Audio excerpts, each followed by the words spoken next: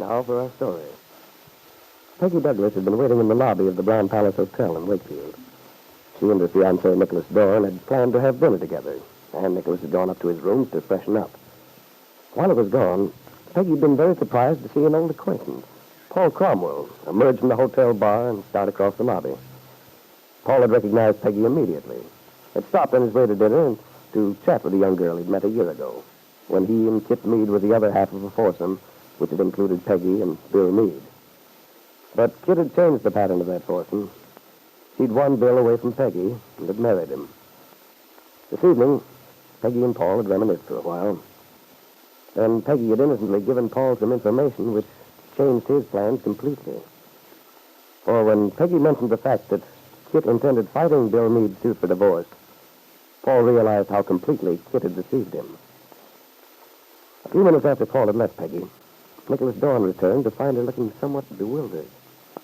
Well, here I am. Well, here I am. Well, here I am. Oh, you look very nice, Nick. I like that look men have when they've just shaved. He always looks so pleased with himself. Anything happen while I was gone? Did you meet any interesting people? Well, as a matter of fact, I did. You mean to say I can't leave you alone for 15 minutes without acquiring some handsome rival?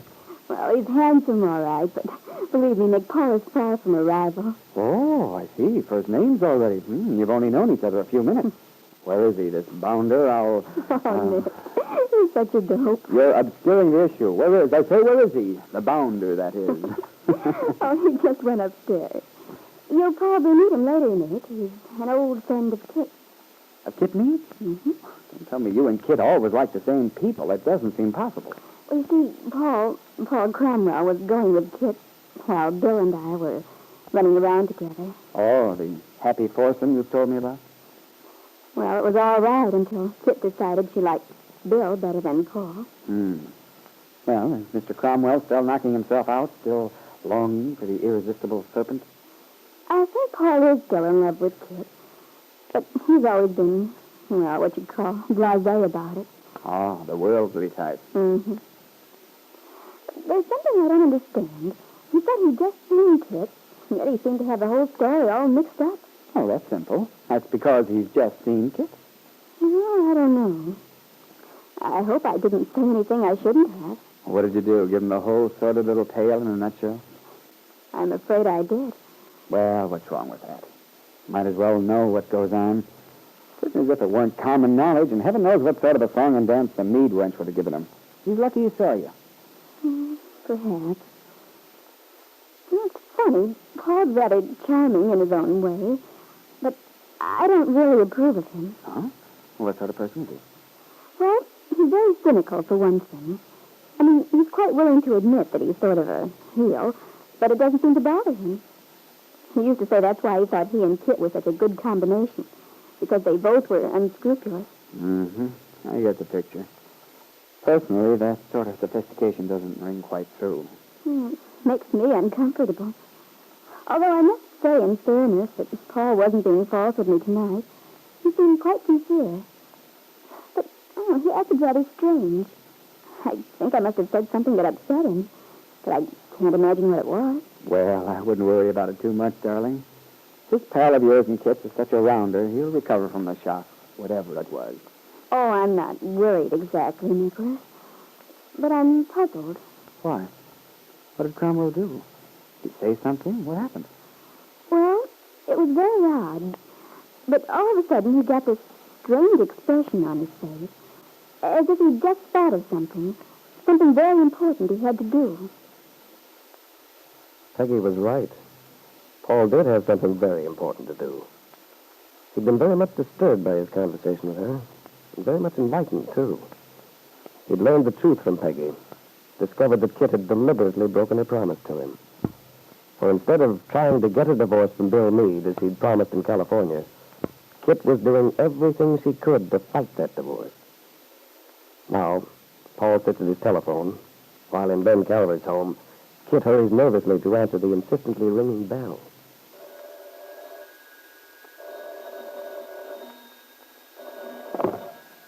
Hello? Hello? Kitt? Yes? Is this... Yes, Kitt. It's Paul. But I thought... Yes, I know you did. But things have changed. What do you mean? Are you alone? No, but... I mean, can you talk? Yes. Good. Kitt, I thought you might like to know that I'm not taking the train for Chicago tonight. You're not. But why? I mean, couldn't you make it in time or what? Oh, yes, I had plenty of time. In fact, I had time to spare. I've been having a very interesting time here at the hotel. Well, I'm glad to hear it, darling. Though, what could be so interesting that you'd want to miss your train? Oh, you know me, Kitt. Just a creature of whims and sudden decisions. Yes, Paul, I know you very well. And I wish you'd stop being so cute at present. Cute? Oh, no. That's not the word for it, Kitt. Well, whatever the word is, you're acting very strangely. We made a perfectly reasonable agreement, and now... You know, Kitt, that's one of the troubles with you. You always look at things entirely from your own side. I haven't the least idea what you're babbling about, Paul. I mean, this agreement we made about my going back to Chicago tonight. You say it's reasonable.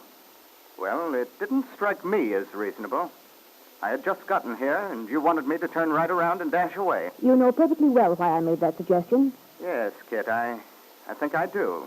Now? I told you exactly what my reasons were, and you admitted it would be wise. Yes, that was an hour ago. I've lived a long time since then. Oh, for heaven's sake, Paul, what's the matter with you? You keep talking in these childish riddles. Nothing's the matter with me, darling. Not anymore. I think I've recovered just in time. Otherwise, it might have proved fatal. Well, all I know is that you made me a promise and you've broken it for no good reason that I can see. I'm very annoyed with you, Paul. Oh, you are, darling, eh? Annoyed with me, really? Well, that's my cue to go off in a corner and suffer for a while. That's what I've always done, isn't it? And then come crawling on my hands and knees to beg forgiveness. I know what it is you've been drinking. You sat right there in that bar and drank yourself silly and missed your train. And now you're not even making sense. Oh, no, Kitt. I assure you, dear, you're wrong. Look, Paul, if you can't pull yourself together, I wish you'd go to bed and sleep it off.